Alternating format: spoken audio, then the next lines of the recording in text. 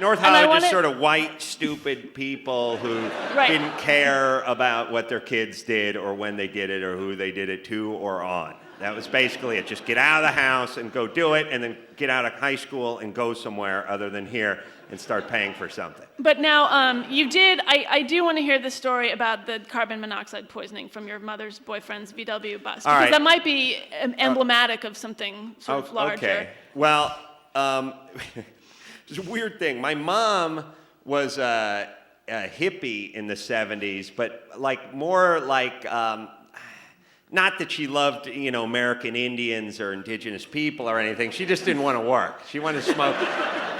She wanted to smoke a lot of weed and, shake her fist at the man.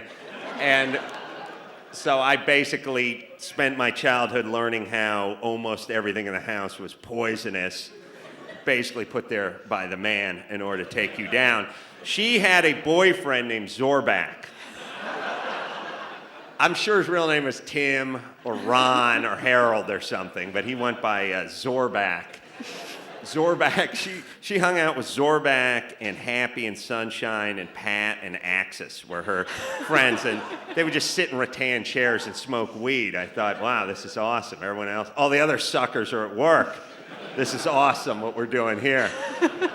Herbal cigarettes, that's a nice twist, Mas. Nice job. So we decided to go camping because it was time to, A, it was free, B, we could, convene with nature with Zorback. So he had himself a modified, I don't know what it was, like a miniature school bus or something, but he modified it. You see, back in the early 70s, you didn't have sort of dedicated vehicles. Like you would see guys who had a gardening business, and if you wanted to start your own gardening business, you didn't have a mini pickup truck. You had a Pinto station wagon that you took a cutting torch to and took the whole back part off and then made a stake bed out of and then tied rope around the crap. I mean, people drive around, they made their own campers and dune buggies. It was like Road Warrior. So he's... Evidently, the Department of Transportation didn't exist back then because Zorback and the rest of the guys in the dune buggies and the Baja Bugs and everything made out of VWs would have been immediately pulled off the road. But he had a school bus with no back.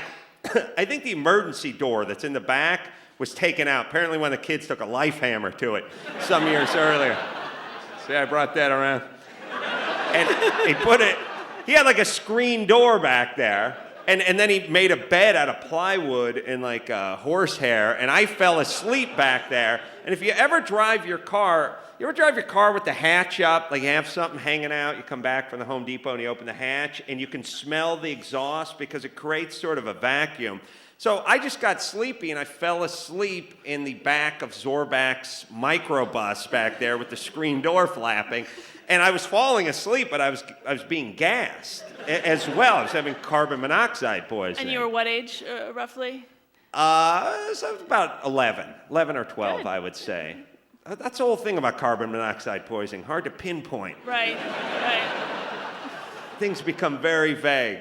So what it is carbon monoxide, and not that I'm encouraging anyone to kill themselves, but if you do plan on killing yourselves, this is the way to go.